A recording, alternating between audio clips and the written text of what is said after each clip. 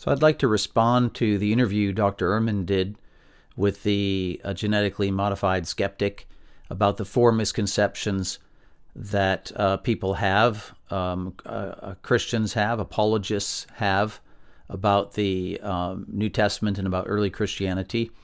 And part of the reason I want to respond is because I think Ehrman has his own misconceptions. I think all of us are living in various bubbles. If Christians are drinking the Kool-Aid, then the non-believing critical scholars like Ehrman are eating mushrooms. And I think it's very hard for everybody to be skeptical of their own position, and there's a lot of confirmation bias even among top scholars. And so I would just like to share some of the things where I agree with Ehrman and some of the things where I would disagree. I'm not a biblical scholar, but I'm a classicist, and I do think I have a little different take on some things, partly because of my classics background. I was an atheist growing up and then became a Christian in university. What I'd like to do then is present the video, more or less the interview intact, and then I'll interject a few audio comments here and there, just quick things to comment on. And then after each misconception, I'll jump in and say a little bit, make a few more extended comments about the things I agree with in the areas where I would disagree or challenge Ehrman's positions. So without further ado, let's go. I have made a lot of videos addressing Christian misconceptions about biblical literature and Christian history, and across the comment sections of those videos, a few misconceptions continue to be defended tooth and nail. I've been intending to make a video about them to serve as a kind of quick reference for those of us who find ourselves in these discussions regularly. Recently, I was given the opportunity to speak to New Testament scholar Dr. Bart Ehrman, so I thought I'd use my time with him to make that quick reference guide a reality. The Gospels of Matthew, Mark, Luke, and John were written by eyewitnesses, possibly those apostles themselves. Well, of course, that's been the traditional view for many, many centuries. The view came to be questioned in modern times after the Enlightenment, especially in the 19th century and then into more modern times. It's important to point out that the gospel writers never named themselves. The phrase according to Matthew or according to Mark can be found in titles of the book. But nobody writes a book, calls their book, according to themselves. And when I'm writing a book now on the book of Revelation, and the title of the book will not be according to Bart. That's not the title of a book about Revelation. And so this is somebody, whoever put the title on there was telling you who, in their opinion, wrote the book. The books don't claim to be by eyewitnesses. They do not narrate their accounts in the first person. Their third person is about Jesus and his disciples were doing. The authors never identify themselves as one of the disciples. They're anonymous, written in the third person. The authors are all writing in Greek, fairly good Greek, not as good as like the highest level of the elites of the empire, but pretty good Greek, better than 99.9% of the population could write, which means these people were highly educated Greek-speaking Christians living outside of Palestine. So some of my comments are not really intended to be overly critical of Ehrman while he's trying to do a live interview, but this is clearly an overstatement. The Greek varies quite a bit between the four evangelists. The Greek overall across all four evangelists is really not that great compared to classical Greek. And other writers who wrote in a more classical style, Luke is clearly the most superior writer stylistically of all the four evangelists. I'm sure Ehrman would agree with that. And Mark and John are actually, I think, on the low end of just sheer stylistic skill. So I think a normal Greek reader would have easily picked up on someone whose Greek was decent. Even people just listening to these books read publicly, say in churches, you would certainly pick up on who were the more oratorically gifted writers and who was just sort of basic and who was more on the bottom level. And I think Mark is clearly at the low end. Jesus' followers were all Jews living in Palestine who spoke Aramaic, and we have no indication that any of his close followers were educated. The two of his closest followers, Peter and John, are explicitly said to be illiterate in the book New Testament. Acts chapter 4, verse 13 says that they're agrammatoi, which means they don't know their letters. They don't know the alphabet. So another quick comment here. It's true that agrammatos literally means not someone without letters. They don't know their letters. But of course, that's not always what it means. It's not really a comment always on people's, whether they had any ability to read or write at all. It normally, and especially in the context in Acts, just simply means they're not schooled. Now, that implies that they're not immersed in literature for sure, but it doesn't necessarily mean it's not quite as extreme a meaning always as the way Ehrman paints it. But the more curious question that I would have for those who are skeptics is, why are you trusting the book of Acts on this? I mean, he just cited the book of Acts. Well, why would you trust the book of Acts? Are you skeptical about this, or are you just trusting Ehrman's judgment that on this particular fact, it must be historical? But are you trusting it because it fits your narrative you want to believe? Or are you sure Ehrman isn't drawn to it simply because it fits sort of the way he wants to see things? Or does he have a good, historically demonstrable argument for why this particular comment about the disciples is in fact historically reliable? Because frequently scholars just kick things to the curb all the time. And, so is this reliable or not? How would you know that? I can easily think of a reason why the author might have exaggerated their unlearnedness, that the fact that they weren't schooled, because it simply creates more of a David and Goliath type thing where only God could be doing what is happening. So it's easy to come up with a reason to be a little bit doubtful about the writer's motives in painting the disciples as unlearned. So does that mean now you're just going to be skeptical about this and reject it, and therefore reject his comment about the fact that the disciples would not have been able to produce any kind of writing? So anyway, again, I'm just trying to push against you if you're a skeptic.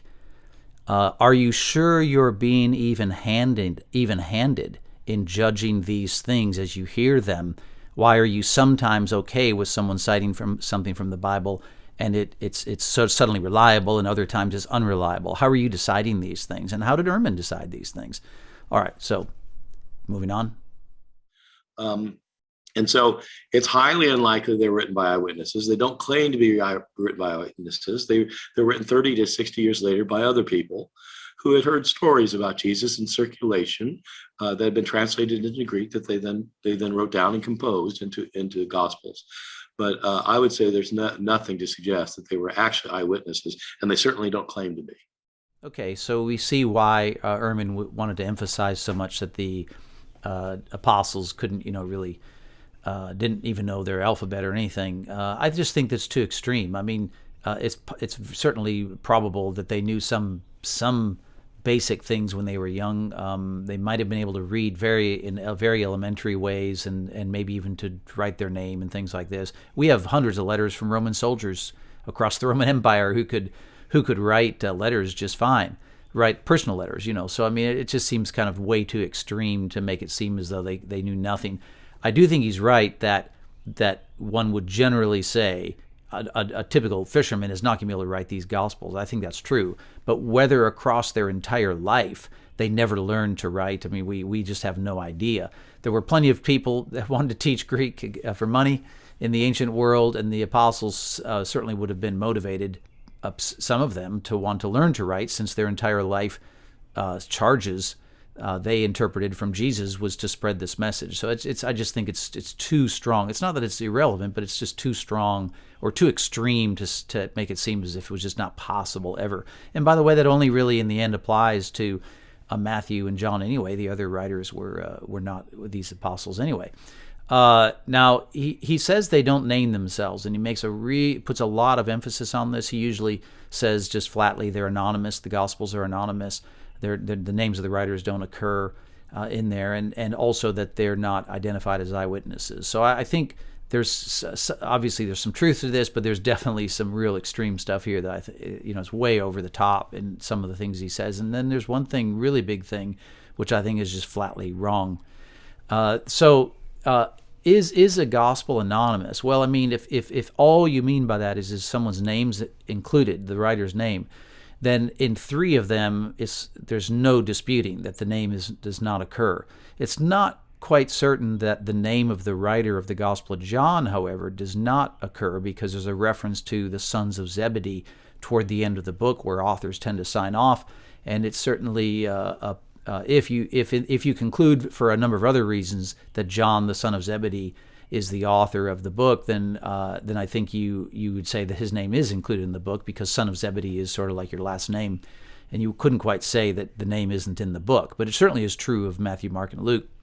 But really, the biggest issue with anonymity, or not including the name, is simply, well, let me just put it this way. There's a lot of ways for an author in an ancient book to identify themselves. They could identify themselves with what they call an inscriptio, a subscriptio, a superscriptio, a fly leaf. You could attach your name to other parts of the manuscript in a variety of ways, and your name would not be in the actual text of the narrative. And of course, all of our copies of the Gospels, the earliest copies, all the copies, they have the names of the authors attached to them. So it's possible that goes back to some of them to their first publishing. We just don't know. We have no example anyway. There's no evidence that they were circulating without a name. Although I think there's some plausible reasons to think at least the first one may not have had had the title according to. That's for reasons Ehrman sort of pointed out.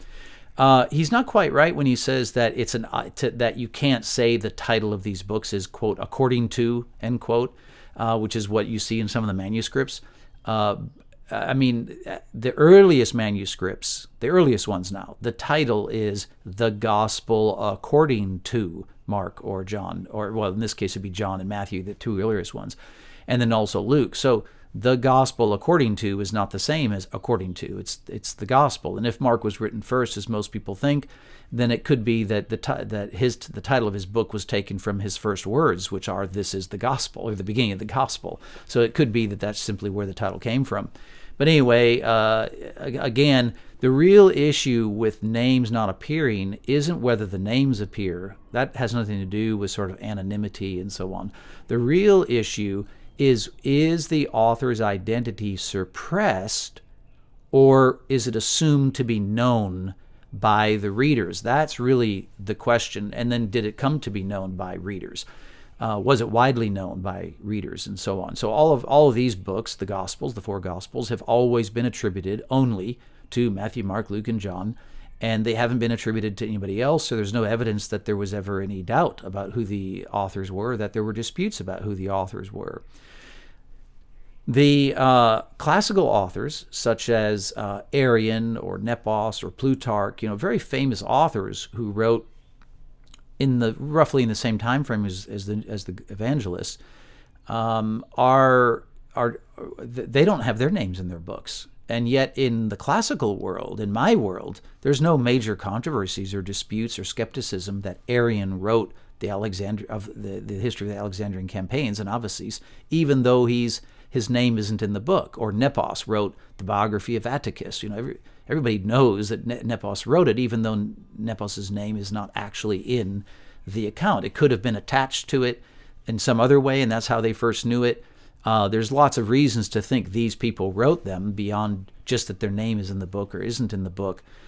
So I just think he's making, maybe in the biblical world, that's, I guess to me, that's sort of overthinking it. The real question is, is it clear that, for example, in Luke, let's just take Luke. Luke writes to a person, Theophilus, and he speaks in the first person.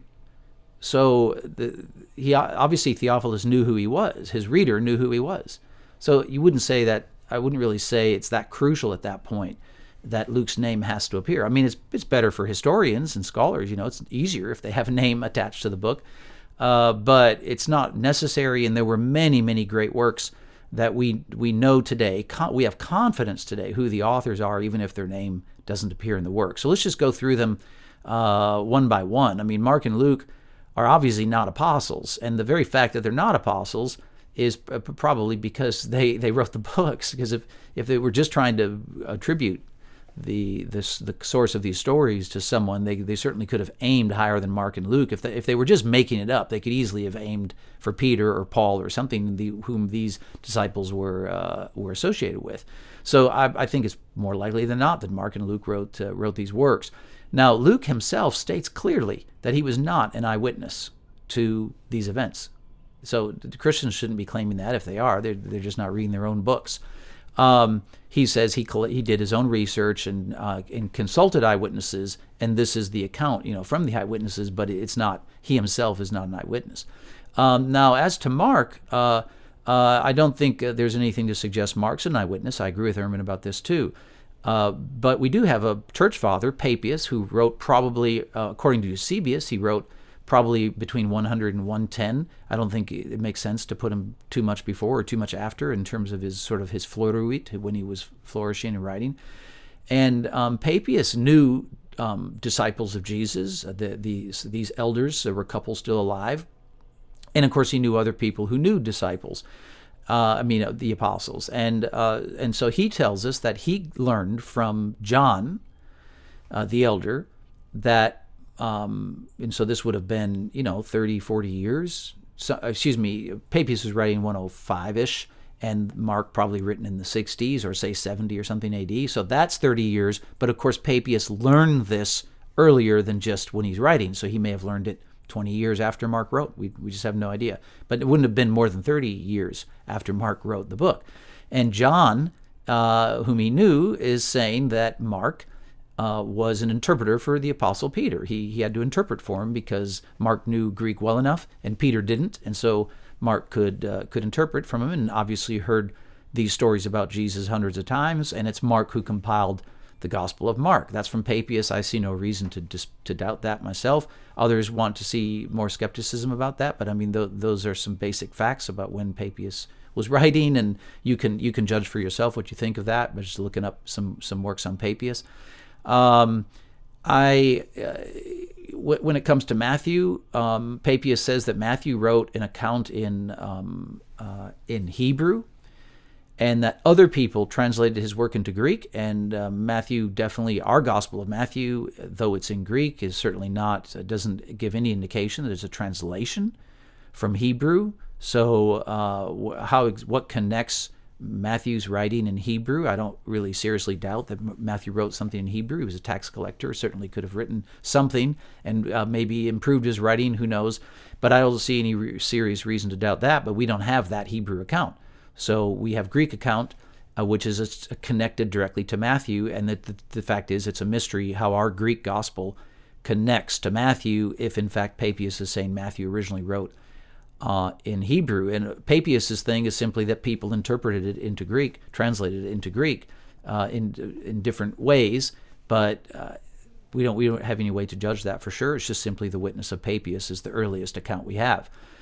John, this I really just simply would challenge and disagree with Ehrman here and the critical scholars, and frankly a lot of middle of the road and even a few conservative biblical scholars. I think they pretty much all get this totally wrong regarding John. I think John unequivocally is claiming, the author of the book is claiming to be an eyewitness, and I don't think that's very difficult at all to see.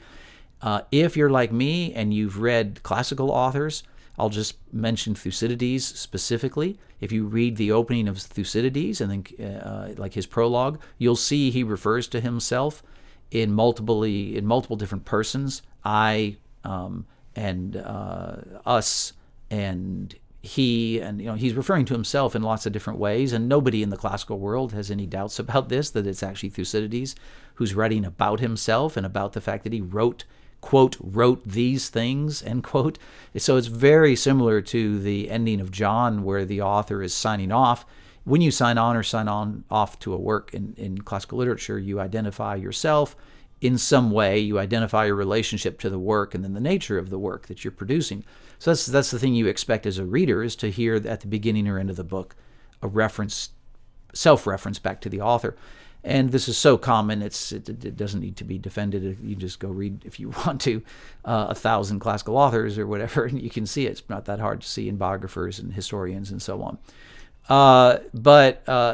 So what happens at the end of John is in the modern era, no one thought like this in the ancient world. All the earliest fathers who comment on John, nobody read John this way, okay? But in the modern world, people have decided that toward the end of the book, the author is differentiating himself from the beloved disciple, even though it says the beloved disciple wrote, quote, these things, end quote, almost the exact same expression in Thucydides, where Thucydides is referring to himself in the third person as having written his book. So I just find this pretty just an indication of Bible scholars doing Bible and not having spent more time in the classical world before they got to the Bible. I did a whole video, it's an hour and a half long, on this, on the authorship of John. You can find it at the iPUB YouTube channel if you want to follow the more extended arguments for why I think this view is truly just sort of nonsense. But it is common, and Ehrman is representing that view, I think, well. So anyway, my challenge there is just simply that he's wrong, that John doesn't claim to be an eyewitness. He does, and that doesn't mean you can't still be skeptical about the account. You could be a skeptic, and you could say, well, yeah, this person claims to be an eyewitness, but were they an eyewitness? And then if they were an eyewitness, is their account reliable? That's yet another question. So it's not as though just acknowledging here that there's the writer is claiming to be an eyewitness just immediately means Christians are right about everything. It doesn't mean that. And if you're a Christian, you should know that it doesn't just mean that therefore the account is in fact account of an eyewitness. It could be pseudepigraphical, or it could just be a wildly embellished account by an original disciple. So it's not like the work of skepticism sort of ends just because of that.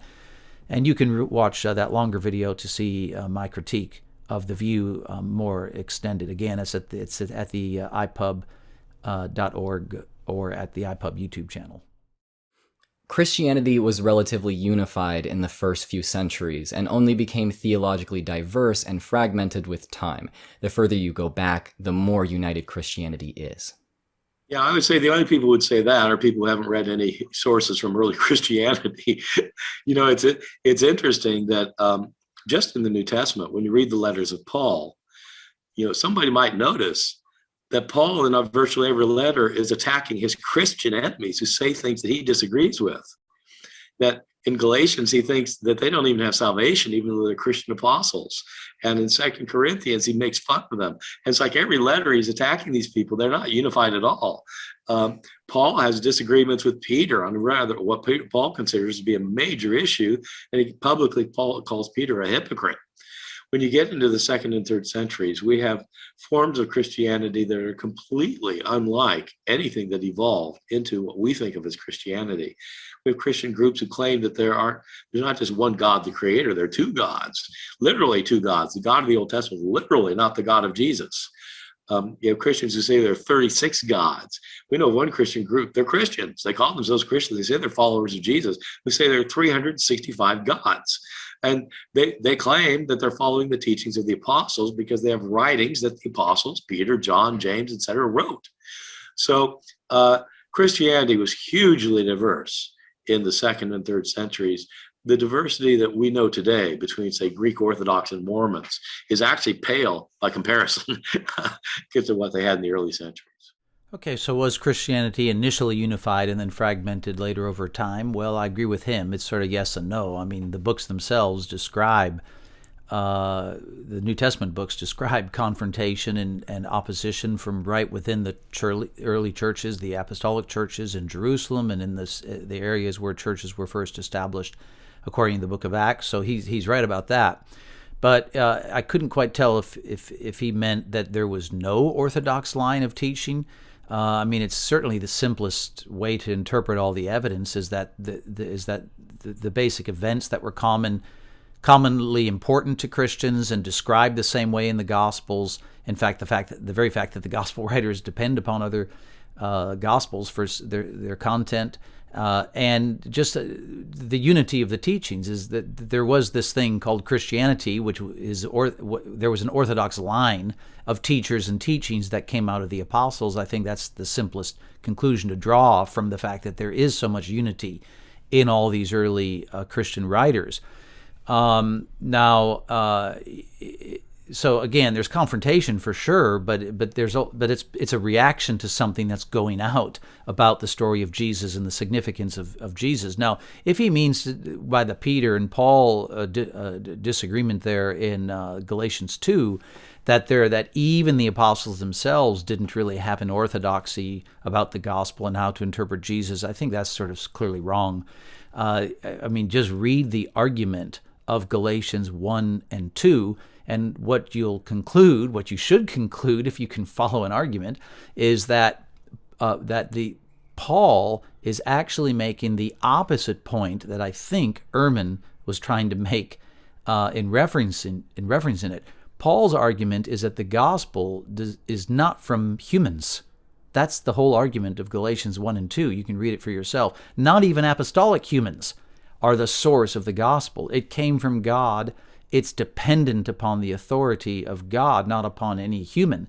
And the story of Peter, where he refused to associate with Gentiles, socialize with Gentiles up in Antioch, and then got rebuked by Paul, the reason he's called a hypocrite is precisely because Peter, as Paul has already told us earlier in chapter 2, Peter and James and John and Paul all agreed about what the gospel is. So the fact that Peter acted in a way that was inconsistent with orthodoxy, with the very fundamental truth of the gospel, which none of them believed they got from anyone other than Jesus, then that makes Peter a hypocrite. He's acting in a way that's inconsistent with the orthodoxy that he knows to be true. So if Ehrman means anything other than that, which I think he was trying to say, that sort of even the apostles were fragmented, I think is just nonsense. Sometimes people will say James and Paul disagree, and again, this is just people not reading these letters very closely. It's Paul who says that faith works. I'll say that again. James said faith without works is dead. Paul actually says faith works. Those exact words in Galatians 5. Go check me on it. I hope you do, to see that Paul and James agree. They never needed to be reconciled in the first place. Second century Christianity, for sure, there was greater fragmentation, absolutely, but the second century writers that's why the second century writers connect themselves directly to apostles and to the succession of leaders who came out of the apostles. There's lists, of the people who were connected to the apostles. Polycarp was a disciple of John. Papias knew John. Irenaeus knew Polycarp. Clement, Ignatius, they connect themselves to apostles or disciples or to each other. And so obviously this sort of personal connection goes back to the apostles. That's the way they see it anyway. And the very fact that they're saying that is because they believe that adds it strengthens their position for orthodoxy. And of course, for me, I think for most Christians who are reading, Irenaeus or Ignatius or Polycarp or Clement or whatever, any of these writers, I mean, you see a connection between these writers and their teachings and what you see in the New Testament. So there's obviously a sort of an orthodox line there, even though there's a lot of fragmentation. And by the way, it's why the heretics ended up in the second century in particular writing so much of their literature, because they're reacting against what was an orthodoxy that already had credibility and stability within the churches, and so they're creating writings now to try and pretend that these writings were apostolic and vindicate their version of Christianity. So I think Ehrman's sort of half right about this. I certainly wouldn't want to paint the situation as if there was this pristine form of Christianity from the start, and only later a long time later was there heresy. But at the same time, I think that's all in the writings of the New Testament, and any Christian could see that on their own. The proto-orthodox church fathers did not accept the authority of any texts we now consider non-canonical, such as the Apocalypse of Peter. This is a really good question, and it's very difficult to answer for some books. We do know that there are proto-orthodox fathers who know and use books that did not make it into the canon. And you mentioned the Apocalypse of Peter, and it's a good example. in the second and third centuries, the Apocalypse of Peter is it's not widely used. It's not used as much as the Gospel of Mark or something, the Gospel of Matthew. Actually, it is probably used about as much as the Gospel of Mark. Now that I say that, the Gospel of Mark wasn't used much either, but the Gospel of Peter wasn't used as widely as the Gospel of John, for example. But when it is used in the second and third century, it's used as scripture, and there are proto-orthodox church fathers who actually call it scripture. Clement of Alexandria treats it as scripture. Methodius treats it as scripture. And there are other books as well, not just the Apocalypse of Peter, but there's a range of things. One of the first academic articles I wrote, I was a graduate student. I was studying with Bruce Metzger at Princeton Theological Seminary, and I wrote a term paper. He said, "You ought to publish this." So I did. It was an account of the canon found in Didymus the Blind, who was a 4th century church father. And I tried to show that he had a canon of scripture that was larger than the canon that Athanasius had, who was living at the same time. I analyzed his writings to show that he quoted other writings like the Shepherd of Hermas as scripture. So I would need to be really careful commenting on Didymus, since Ehrman has done direct work on Didymus and has collected the data. But I've read a good bit of Didymus as well, and I mean it seems pretty obvious to me just from reading him that he's using the normal canonical writings we're familiar with the vast majority of the time, and then occasionally quotes some other writers. Now, he's right. I'm not denying at all, as you'll see later in some comments, I'm not denying at all that he uses other writers. But in terms of proportions, it's a very small. It's like the Didascalia. I did some work on that, and I mean you have just a few references, a couple of which are just plausible. They're not even certain, of some writings that are outside of sort of the Gospels and the New Testament sort of canonical works, and the overwhelming citations and references throughout the Didascalia, which was written around 200 AD, and it was overwhelmingly just the canonical writings that we're familiar with. And so I think it's wrong to say the proto-orthodox did not accept anything except for the canonical 27. I think that's a complete anachronism. So I think I'm pretty much in almost total agreement here with Ehrman. And the only thing I would say is just that the canonical writings that we know are by far the most represented writings. It's not really even close among the early sort of proto-orthodox fathers. But definitely they had some other books that they read that they thought were valuable, that they read even in church. There was controversy about them for sure. Both Tertullian and the Muratorian fragment, which date to this is dating now to the final quarter of the 2nd century, so 175 to 200, somewhere in there.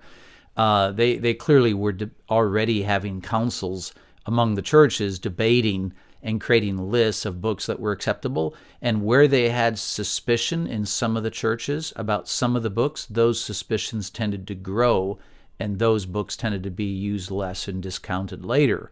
So, and of course, Tatian, who compiled a kind of unigospel in the middle of the 2nd century, or middle to say 150 to 175, somewhere in there, he created essentially a gospel harmony, or something like a gospel harmony, called the Diatessaron, a continuous narrative of which incorporates all 4 Gospels, and he relies upon all 4 Gospels. He doesn't. There's maybe a couple references from outside of the 4 Gospels that make it into the Diatessaron, which suggests he had at least some other sources that he looked at. But I mean, we're talking 0.05% of the entire work. So it's overwhelmingly simply a combination, a compilation of stitching together the 4 Gospels as we know them. Legendary accounts of Jesus' birth, ministry, and death did not have time to form by the time the Gospels were written. So the Gospel accounts are purely historical. So in this webinar I'm doing on Did the Christmas Story Really Happen, I'm going to be dealing with materials found in Matthew and Mark that I will be trying to show probably are legendary, I think with a high level of probability. It is completely wrong, in my opinion, to say that there's not enough time for legends to develop. If anyone would just think about that for a few minutes, they'd realize that it just doesn't make any sense. In the ancient world, there's no mass media. There's no way to correct what one person in Antioch says in light of what somebody in Rome says. I mean, and you can make up anything, and it doesn't take 30 or 40 years. Our Gospels are 40, 50 years later after the events. It takes no time to make up stories. All of us have stories told about us that are not true, and often they're told the next day. And so why couldn't stories be told about Jesus 30 or 40 years later? And you can't say because, well, there would have been eyewitnesses around. I myself personally have seen published writings about me, about that say by friends of mine who don't agree with me on religious issues, who say things about my life that are absolutely false. And it didn't take 30 years. And there are plenty of eyewitnesses to tell them they're wrong. And a couple of times I called them up and I said, Greg, why'd you say that? That isn't true at all. Oh, I guess I should have checked, huh? Yeah, you should have checked. And this is somebody who says that there wasn't time for legends to develop about Jesus 40 years later. Come on, it was like the next year about me. So I think the idea that, there's no time simply does not work by anybody who knows anything about how oral traditions work, just in the modern world, about people telling stories. The question is, are there legends about Jesus in the Gospels? There are certainly legends from outside the Gospels that I'll be talking about in my my legendary seminar. In my seminar, I'll be talking about some of these legends from outside the Gospels that actually continue to influence how people think about the Christmas story today, even though they're not in the New Testament. But the question then is, what about in the New Testament? Was there really a census under Caesar Augustus where Joseph had to register for in Bethlehem because he descended from David? Good question. Was there really a star that led the wise men to Jesus in Bethlehem? Good question. So we'll be looking at why some of these stories appear to be legendary, and then people can make up their own minds about it once they see the evidence. But they shouldn't write off the evidence until they see the evidence. And so I hope people do is they come and bring an open mind to it. And I'm not going to insist on my views. Like, people can think whatever they want, but it's good to see all the sides. So again, I think Ehrman's pretty much spot on here. I mean, obviously legends and legendary elements could have been a part of the New Testament record, the gospel stories. I think that's kind of obvious. They could have been. I think the challenge is demonstrating which parts are legend or legendary elements and which parts are these sort of trustworthy, reliable parts. I think it's very it's a little harder than everybody tends to think on both sides of these debates of how to go in and sort of get at each individual detail or each story or details within a story and really demonstrate the probability of whether this is a legend or whether this is historical. I just don't think that's as easy to do. I mean, in the classical world, I think the assumption is that you can usually just judge a work as a whole for general trustworthiness or truthfulness, trustworthiness, really, reliability. You can't, most people, for good reasons, think Thucydides is more reliable and trustworthy in his account of events than Herodotus is. But it doesn't mean Herodotus has no trustworthiness at all or no reliability and is just garbage. So I think it's usually a spectrum. It's degrees of trustworthiness and reliability among like historians and biographers. And obviously the New Testament is these gospel stories are claiming extraordinary things about God's supernatural works in the life of Jesus, and so they're just fraught with controversy, because those who believe in Jesus like I do or have come to believe in Jesus are going to be way more uncritical about accepting the trustworthiness of these things, and the people who have rejected these things, like know about them and reject them, tend to be sort of hypercritical, hyper-skeptical in rejecting a bunch of stuff that's fairly innocuous and they should just actually believe it's true. I mean, there's a real wacko stuff like Jesus mythicism and things like this. So it kind of, both sides can be uncritical and not skeptical enough. But I think the best really you can do, like I'm not so convinced, along with Ehrman, that you can sort of go in and demonstrate so easily that these sort of infancy stories of Jesus either are legend or aren't legend or have legendary elements or don't. I think you can judge the general trustworthiness of the book as a whole, but it's harder than you think to go in and really demonstrate the probability. He seems confident about it.